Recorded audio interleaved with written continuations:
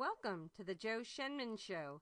Tonight I am covering the Italian Tribune Columbus Awards Gala 2008. Buddy Fortunata and Joan Alagna are having many special guests. Pictured here is Tommy DeVito and Vincent Ritigliano, with special guest appearances from Joe Pesci and Christian Hoff of Jersey Boys. Additional honorees include Maria DiPaolo, Michael DeRosa, and in attendance were many celebrity guests, including Bobby Valli, Dave and Eddie Brigatti. Buddy Fortunato will now introduce celebrity guests Tommy DeVito and Rocco Mediate. Our show opens with our very own Jersey Boys, Tommy DeVito and Christian Hoff. Tonight, I finally get my opportunity to introduce my neighbor, my former neighbor, the great Tommy DeVito.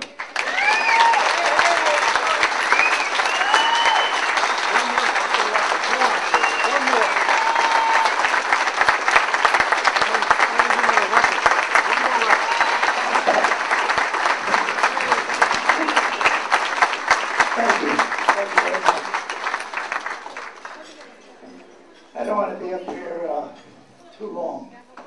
You guys been sitting there pretty well. But first thing I have to do is wish my beautiful daughter, Garcelle Collins, happy birthday. Yeah. Stand up. Brother, stand up. Stand up. You didn't stand up. You're a star. Anyway, I want to thank everybody for coming here tonight. This is one of the greatest things that ever happened to me, including the Hall of Fame, other awards that I have received in the last 5 or 10 years. But this tops them all. This is one of the greatest things that ever happened to me, and I'll always remember this. I'll remember this night.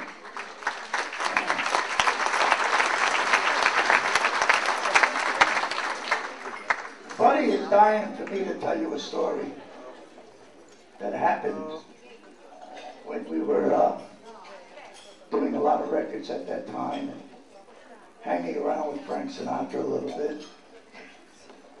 And we went to Chili's one night.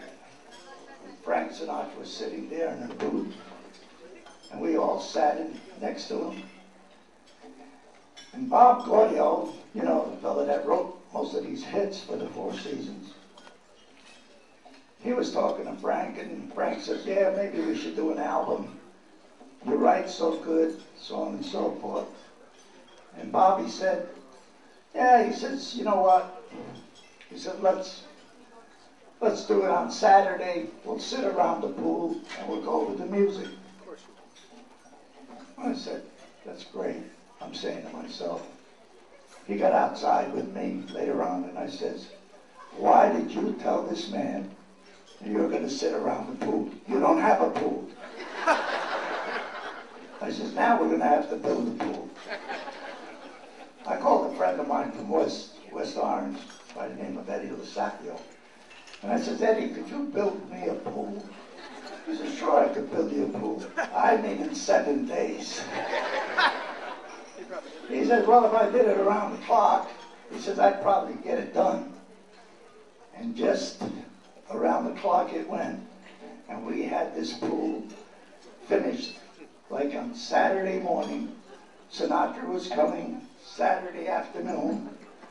And it was all done. In fact, some of the concrete was still very fresh. And I'll back up a little bit. He signed his name in some of the concrete stuff there, which Gaudio probably sold for about $4 or $5 million already. But anyway, he finished the pool at 11 o'clock. Sinatra showed up around 12:30 and sat around for about 20 minutes in the house. And it started raining so hard that you couldn't believe you could see across the pool. And I said, Frank, we want to show you the pool. He said, "You crazy in the head? It's rain. You can't walk out there like this." So finally I said, "Okay, let's go out anyway." And it just started to slow down with the rain and finally stopped. The point of this story is that the first step that he took in the pool area was a piece of concrete, square concrete. And I said, "Don't step in that because it's fresh. It's still soft." He says, "It is." And he took a piece of stick and he wrote Frank Sinatra on it. Well, when Gaudio sold this castle up in Montclair, he took this piece of concrete with him. And when they bought the house from him, everybody was looking at that piece that was missing, trying to figure out what the hell was there. You know, they couldn't figure it out. And later on, really sold for a lot of money. So that's the story about Frank Sinatra coming to us and going over the music.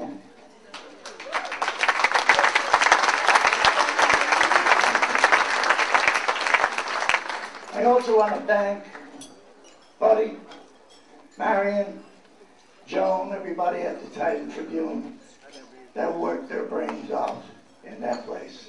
I went there a couple of times and just stayed around and talked to them, but they do a hell of a job. The people that work that hard deserve everything they get. This award that I'm getting tonight, I want to really dedicate this award to my son who passed away, Tommy Joseph DeVito. That's what I'm going to do tonight. Dedicate that to him.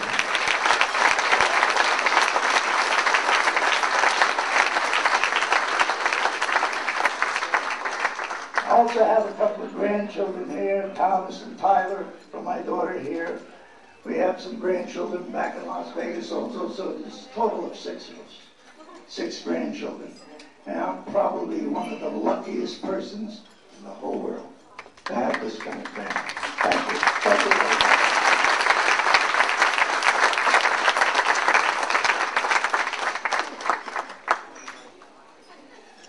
We have been wanting to do this for a long time, and I'm glad we were finally able to do it. He's really a wonderful, wonderful guy. Don't you find life's experiences fascinating? Some of us are blessed with smoother roads than others that we might know. Some of us have to overcome different hurdles, different obstacles. Such is the case with our next honoree. While at Florida Southern University, Rocco Anthony Miliate came under the watchful eye of pro golfer Jim Free. Free recognized a diamond, the true diamond, that just needed a little polishing. I think so. So he and Rocco set out to develop a golf game and a golf swing that would be able to stand up under the pressures of the professional golf tour. They decided to do that, and in 1985, Rocco decided to turn professional. Just as he began to impress the golfing world with his long drives and pinpoint accuracy, he began to experience back trouble. He dealt with this setback by beginning to use a long putter. He was the first person to win on the professional golf tour, on the PGA Tour, using the long putter. He used this putter to ease his pain so he wouldn't have to bend over. This was a major adjustment, and it took great courage on his part because hardly anyone was doing this.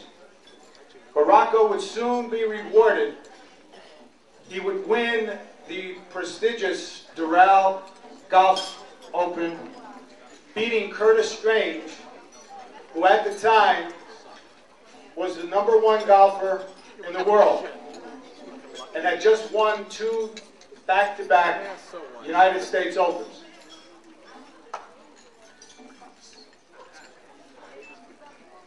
Rocco would come back again with a victory in 1993, winning at Greensboro. But the injury jinx would hit him again, as he ruptured a disc in his back and would be forced to sit out 3 years. It's a long time. But again, he would overcome this obstacle. And he came back playing well. But in 1999, he underwent major back surgery. But bouncing back again, he began to show signs of his great ability. When his